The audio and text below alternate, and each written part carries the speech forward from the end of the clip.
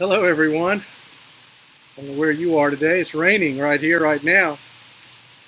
But it sure makes me happy to think about all of your smiling faces because this has been another great week of Compassion Camp. I'm so glad that you're part of it. It makes me really thankful that you're part of this fun time.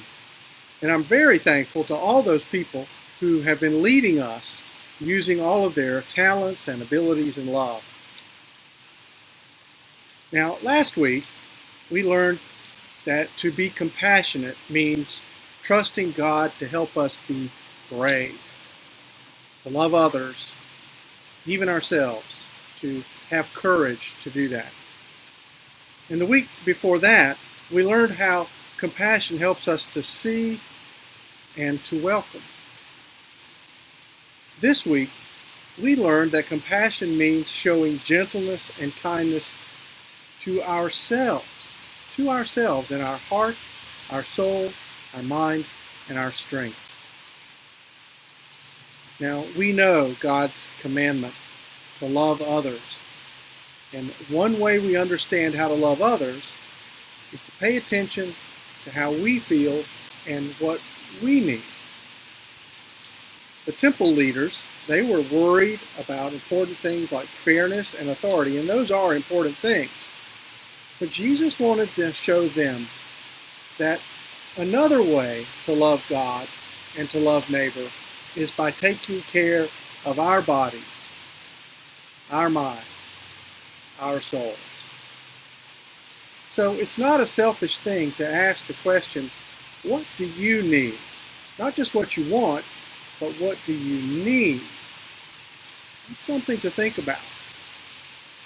And a way to also think about that is to think about, well then, what does every human being need? You can think about that. It helps you to think about, what is it that you need too? How does knowing what you need help you love God and love others? It's a beautiful part of compassion. When we love and care for ourselves, then we are being faithful to God. Boy, it's really raining here right now. I love it. So loving God and loving others also means loving ourselves. And in the Bible story this week, we heard how the people wanted to know how to follow and love God. The temple teachers, they wanted to teach and they wanted to help them to follow and love God and their neighbors. Sometimes we get bogged down by all the rules and expectations.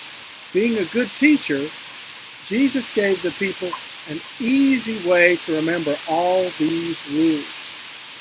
Loving God and loving neighbor gives us everything we need to be people of compassion who share life together. But Jesus also gave us another little gift. Being kind and good to ourselves teaches us to love well. We learn how to love God and love others while we learn how to pay attention to our needs. So let's close with this good reminder that we've been using. Place one hand on your head and one hand on your heart. We're doing this because compassion happens in our brains, but we often feel it in our hearts. And now, repeat after me as we say the prayer together. Gentle one, thank you for your Spirit within us, who guides, encourages, and strengthens us. Help us see ourselves through your eyes, with love, kindness, and deep joy.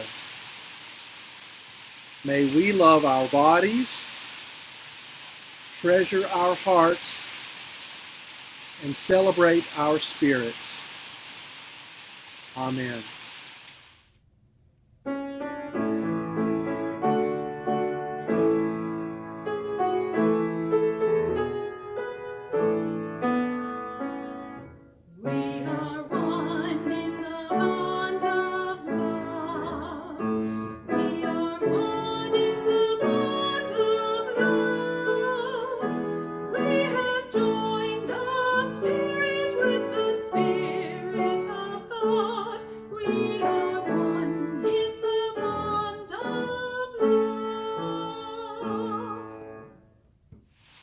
So just like the weeks before, we have a sheet that has the prayer on it.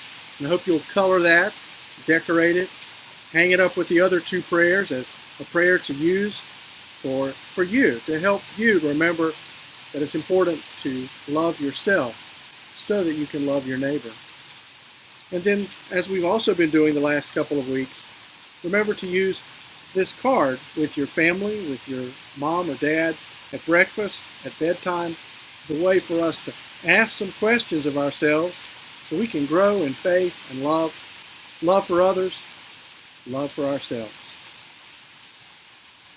I hope you're having a good time at Compassion Camp. It's so good to know that you are here. I hope you can remember those great words of Jesus. Love the Lord your God with all your heart, soul, mind, and strength.